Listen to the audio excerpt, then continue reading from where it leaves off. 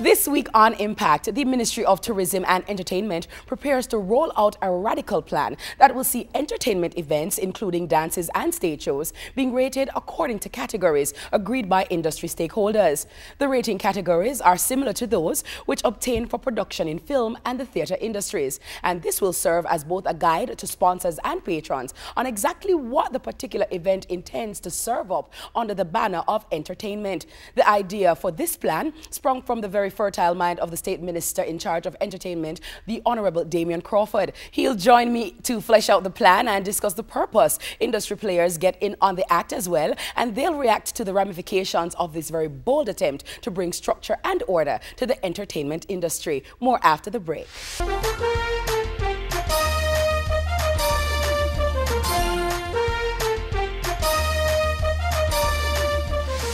Welcome back to Impact. With corporate Jamaica being very careful about those events which they associate their brands with, many promoters of hardcore events have found it very difficult to attract the kind of support to allow them to continue putting on shows for patrons. George Davis looks at the utilitarian function of the proposed rating system and whether it will have an impact on the triangular relationship involving event promoters, corporate sponsors, and an increasingly discerning and discriminating public. George? As a spectacle, dancehall concerts and stage shows are famous for the non-conformist attitude of patrons and performers who see these events as the most suitable occasions for them to shed the straitjacket of societal norms and expectations. Indeed, in many respects, it's a gross understatement to say that anything goes and is expected to go at certain entertainment events.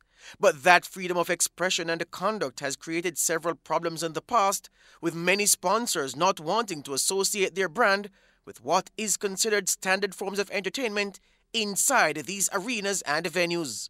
Persons have complained about the lewd, violent fare served up as entertainment and have pressured corporate sponsors into withdrawing their support or risk loss of sales and damage to their brand's image.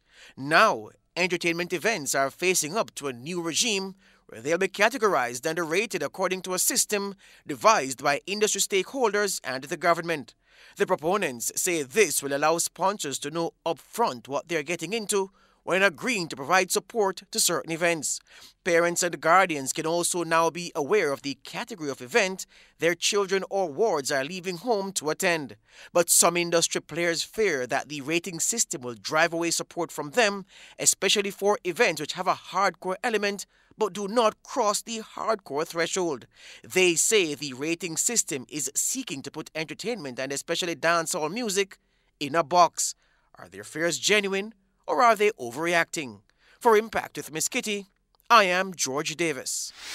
Thank you so very much, George. My guests today are State Minister for Tourism and Entertainment, the Honourable Damion Crawford, Entertainment Consultant, Mr. Teddy Ladley, and Solomon Sharp, CEO of Main Event Entertainment Group. Gentlemen, welcome to Impact. How are you? Thank you. Minister, looking lovely in your purple tie. Thank you. As usual, brave may fall but never yield. And so, of course, the matter is squarely at your feet. You made an announcement about the rating system to be enacted by July 31. Yes. Talk to me about the purpose of this particular rating system and the mechanics thereof.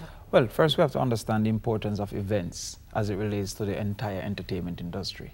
Unlike maybe in the United States, most of the income, even for artists, comes from being on events. And so events are a major platform upon which we can have a certain level of organization within the entertainment industry.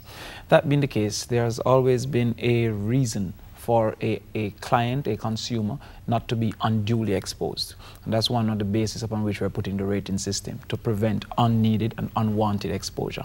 So in the same way that I can decide if I'm going to watch a movie, and if that movie has things that I want or not want to be exposed to. Is in the same way I should be able to consume an event and know beforehand if the event will likely have things I want or not want to be exposed to. The other aspect is to broaden the level of sponsorship available to events, because as we should all agree, risk reduces consumption. And so therefore, when there's a perception of risk, sponsors are less likely to associate. And we have seen that in dancehall, in particular in events, where many of our companies who would want to be associated are not willing to risk their brands because they're uncertain. Not all events have negative outcome. In fact, not all artists the same artist can have a show as Rodney Price and another show as Bounty Killer, yes, as we have seen with Rebel Salute. Right. And so therefore, where a brand totally avoids dancehall because he's uncertain of outcome, this registry will then, this rating system will say to a brand beforehand, like Grace Kennedy, you're a family brand, but this is a G-rated event. And nobody eats more tin mackerel than dancehall people. Yes. So therefore, it is appropriate to be associated without the perception of risk that it will happen in that way. So when the risk and the matrix system that you now have, yes, what are the components and what differentiates the rating of an event? Yes. And how should party promoters go about procuring the correct rating for yes, their event? All right, well, the first thing is that it is the promoter who rates the event. Okay. Now, the repercussion is that if he suggests a G rating and goes on to produce a, let's say, R-rated event, he loses points from his license. And over time, like the driver's license, will lose his license. Okay. So therefore, it is not that the government rate your event. Now, there's a matrix that suggests based on references, based on actions, and based on marketing or promotion. So a reference have less influence, let's say, on a child than on an action. And so saying drink Guinness by the case have less influence than seeing your role model drinking Guinness by the case. But a Guinness branding is for promotion of consumption. So yes, that should have a greater. Science have gone into saying consume Guinness having seen or heard this thing. And so therefore a G-rated event can't have certain references to sex, violence, etc., while a R-rated event can, or a PG-16 rated event can. So what it does is that the artist, on applying for a place of amusement, will have a matrix which is on the form. He looks on the form and say, this is what my event will not have, and therefore this is where it falls. Once it is there, he has responsibility for those within his employ to ensure that that is adhered to. So I'm not saying that, and you don't have responsibility for your audience, only for those in your employ.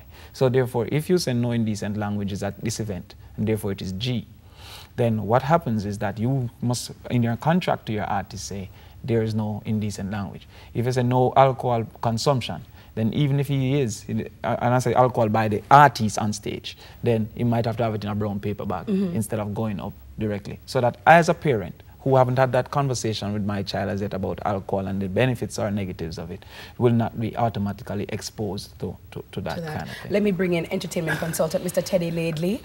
Teddy, rating system?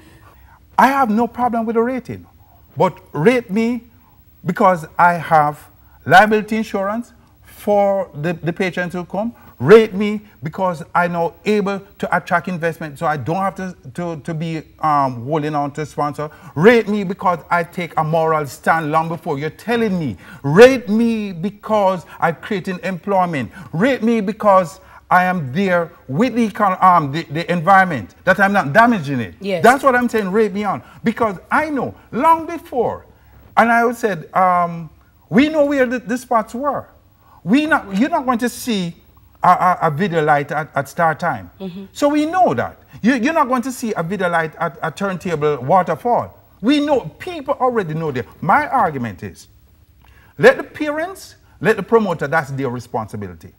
Focus on other things that the industry need to be other things that need to be taken care of. So you're saying that the rating system now is the minister putting the carriage before the horse? There are other things that need to be dealt with first? There's other things that need to be dealt with. The rating is fine. We know, all right, let me tell you this. I have a young daughter, and if I want to know where to go, I can ask her. She tell me. She knows, she and her friend them know where the ratings are.